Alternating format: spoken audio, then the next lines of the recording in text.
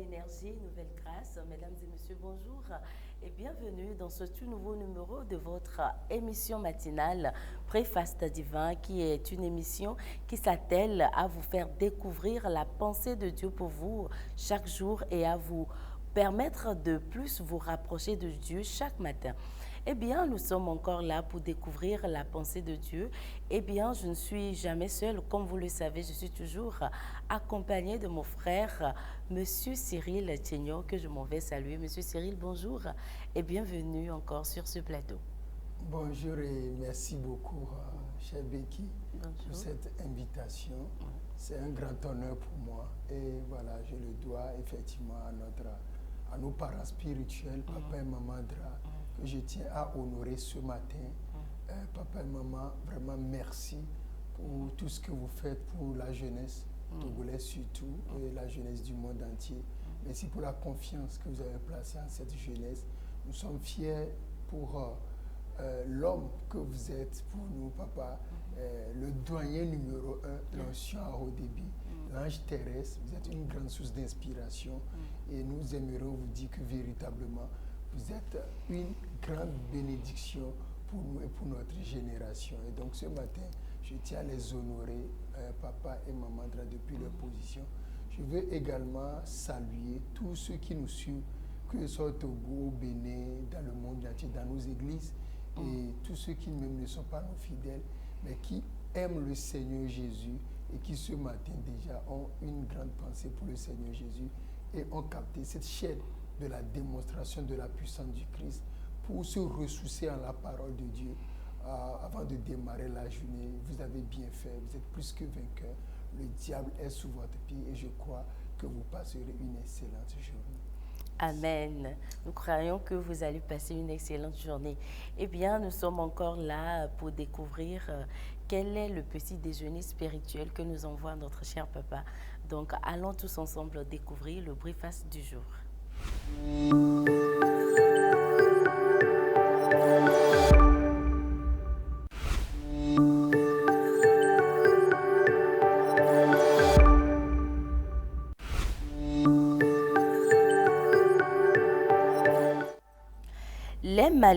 Les conséquences des malédictions, l'intimidation et la peur. Les conséquences des malédictions, l'intimidation et la peur. Tel est le thème d'aujourd'hui. Et pour test biblique, nous allons dans Juge 6, le verset 1 à 10. Juge 6, le verset 1 à 10. C'est un peu long, mais nous allons y arriver. La Bible déclare: et les fils d'Israël firent ce qui est mauvais aux yeux de l'Éternel.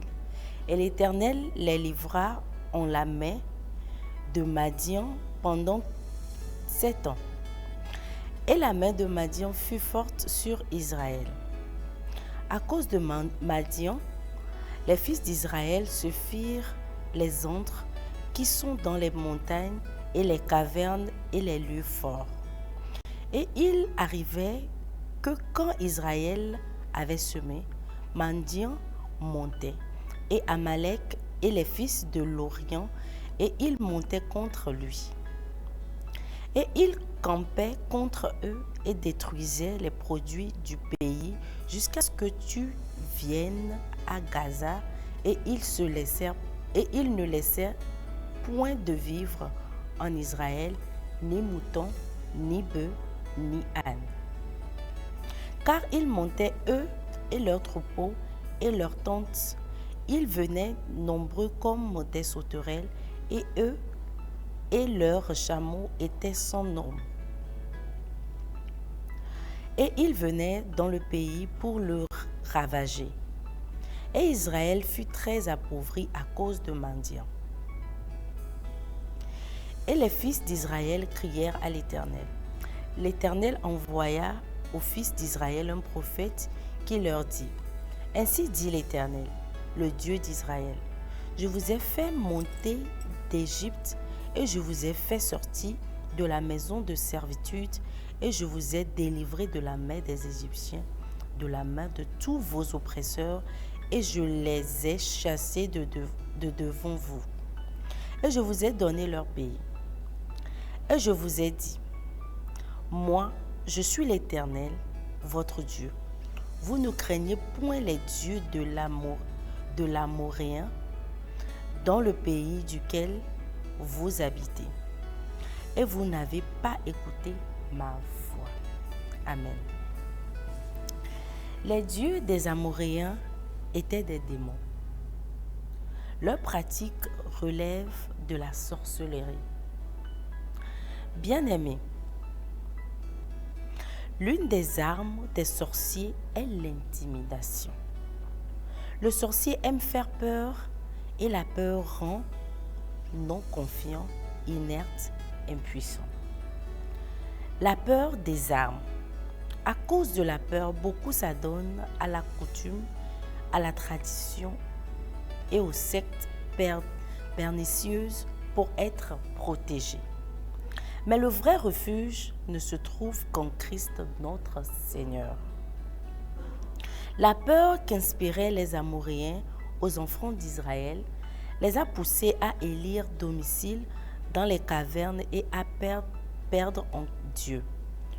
Celui qui les a fait sortir du pays d'Égypte, qui leur a fait braver tous les obstacles jusqu'à la terre promise. Les enfants d'Israël n'étaient plus que réduits à des imprécations sur leur propre sort.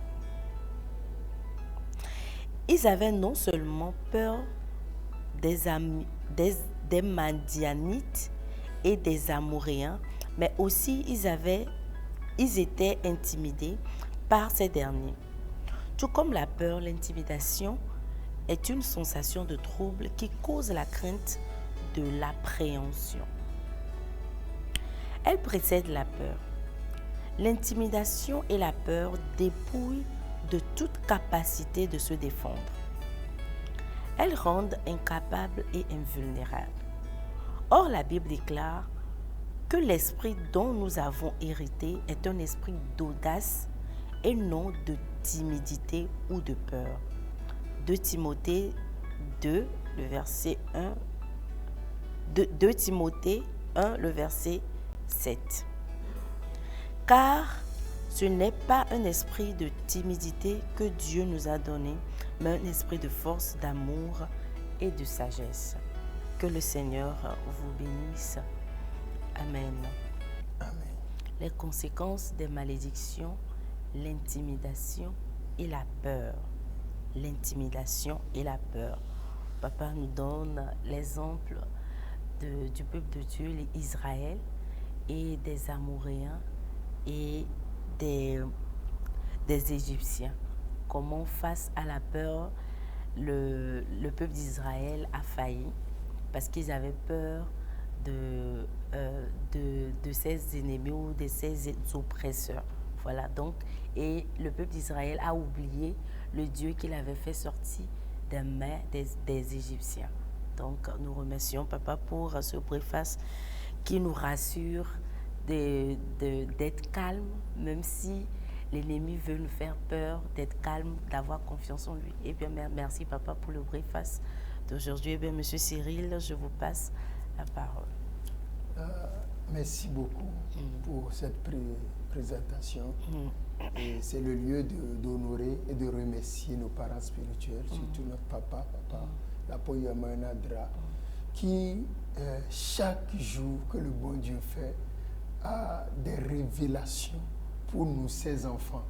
Ces révélations qui nous permettent d'avoir accès à certaines clés ou bien à certaines vérités et qui nous donnent cette capacité-là d'affronter les combats de nos destinées pour chaque jour et de les vaincre. Et donc aujourd'hui encore, l'homme nous montre encore comment véritablement nous pouvons nous débarrasser de certaines malédictions à l'instar de l'intimidation et de la peur. Tout de suite, quand on était en train de lire, vous étiez en train de présenter le verset de base, c'était comme si encore je revivais le regroupement des ex-champions de cette année 2025 qui avait pour thème le temps de la vengeance de l'Éternel. Et encore dans le verset de base déjà, on voit que le peuple de Dieu se retrouvait dans une situation défavorable, désagréable, très très déplorable. Et ça c'est le peuple de Dieu, c'est une histoire du passé. Mais aujourd'hui, comment est-ce que nous on peut tirer de ce logos-là une révélation qui va nous permettre de nous en sortir? Le peuple de Dieu, la Bible dit que pendant 7 ans, ce peuple-là était en captivité, ce peuple-là était sous l'intimidation et était dans la peur à cause du Dieu des Amoréens, à cause des Mandianites qui faisaient quoi? Qui ravageaient le pays. Qui ravageaient le pays. Imaginez, et puis quand je lisais, je disais aïe aïe aïe. Aïe aïe aïe. Parce que ici on dit que le peuple prend tout le temps pour sacler leur champ, pour enlever les mauvais effets, le désherbage, pour rendre la terre propre, planter, et arroser, espérer à ce que la semence nous sorte. Jusque-là, l'ennemi est aux aguets, l'ennemi ne fait rien. Le peuple, maintenant, lorsque la semence commence par sortir et que le temps de la récolte arrive. Le temps de la jouissance, le temps où il faut jouir du fruit de ses labeurs arrive, alors on dit qu'ils viennent comme des sauterelles. Les Mandianites viennent comme des sauterelles. Ils assaillent le peuple de tous côtés et ils prennent leur récolte. Et ils ne laissent même pas dans le pays, ils ne laissent ni moutons. Ils ne laissent rien. On dit le peuple était appauvri à cause de la main des Mandianites. Qu'est-ce qui a gardé quelqu'un pauvre? Qu'est-ce qui a maintenu quelqu'un dans la pauvreté? C'est le temps de la vengeance de l'Éternel. C'est ce que l'homme de Dieu, le Dieu numéro 1, l'apôtre Yamanandra, a téléchargé pour nous dans cette nouvelle saison. Je crois que à partir de cette convention, jusqu'à la prochaine convention, Dieu sera un Dieu farouche, un Dieu de vengeance, un Dieu terrible dans la vie de nous qui sommes ses enfants et surtout nous qui sommes en alliance, qui sont sous la grâce et le mandat de l'homme de Dieu, l'apôtre Yamanandra. Et l'ennemi ne pourra pas nous résister parce que Dieu va nous venger. Mais dans ce contexte, au cours du RAC, quand je vois encore le texte, j'ai vu qu'il y a des situations désagréables dans lesquelles nous, enfants de Dieu, nous rentrons bien, nous subissons parfois à cause de nos propres péchés, à cause de nos propres erreurs. Voilà. Et dans telle situation, la clé nous a été donnée. La clé, c'est la repentance. Il va falloir qu'on se repente, qu'on se tourne vers Dieu. Qu'on dit, Dieu, voilà, j'ai parlé mal comme tel homme de Dieu, j'ai déshonoré tel homme de Dieu. Il y a même l'alliance.